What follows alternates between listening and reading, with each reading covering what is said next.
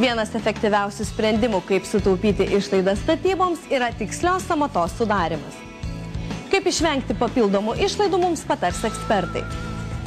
Dažniausiai daromos klaidos samdant statybininkus yra netikslus visų statybinių darbų bei medžiagų kiekių suderinimas. Dėl to atsiranda papildomi nenumatyti darbai bei kyla įvairūs ginčai. Kaip pavyzdys galėtų būti komiška situacija, kai statybininkas gipso kartono pertvaros plotą skaičiuoja iš abiejų pertvaros pusių, užsakovui teigdamas, jog gipso kartono montavimo darbai kainuos dvigubai brangiau. Kaip išvengti tokių situacijų? Ar verta skaičiuoti sąmatą? Manau, kad taip.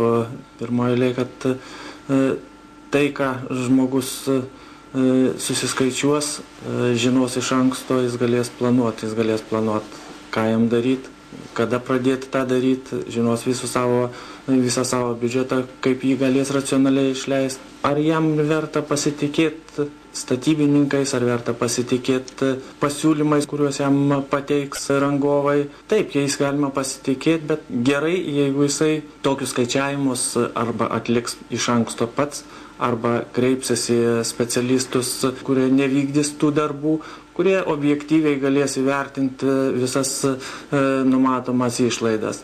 Jeigu jis pasamdo, reiškia, nepriklausomą sąmatininką, svarbiausia, kad tas sąmatininkas žinotų ir suprastų, kaip šitie darbai vyksta ir technologiškai labai, žinotų visą tą eigą. Tai tada šitas specialistas, būtent sąmatininkas, jis galės iš tikrųjų labai tiksliai apskaičiuoti statybos sąnaudas. Kreipiantis į sąmatininkus galima sutaupyti iki 20%. Nesąžininkų statybininkų darytos sąmatos būna sustambintos. Jose dažniausiai būna įvertinti tik pagrindiniai statybiniai darbai. Dėl atsiradusių smulkių neįvertintų darbų kyla ginčai su užsakovu. Papildomi statybiniai darbai kartais sudaro net iki 30% visų darbų. Tai nėra visiems privalomas, tai nėra kokie tai patvirtinti normatyvai ar kokia tai privaloma informacija. Tai yra mūsų bendrovės rekomendacijos, kurios palengvina tiesiog pačios sąmatos sudarimą, pačios kainos apskaičiavimą. Jos tenkina pagrindinius statybinių reglamentų reikalavimus.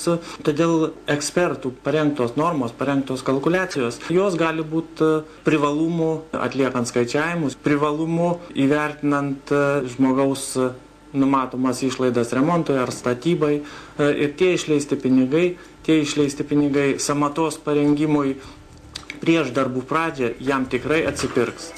Kitose laidose mes tęsime šią temą, juk mums yra svarbu, kad jūs išvengtumėte papildomų išlaidų.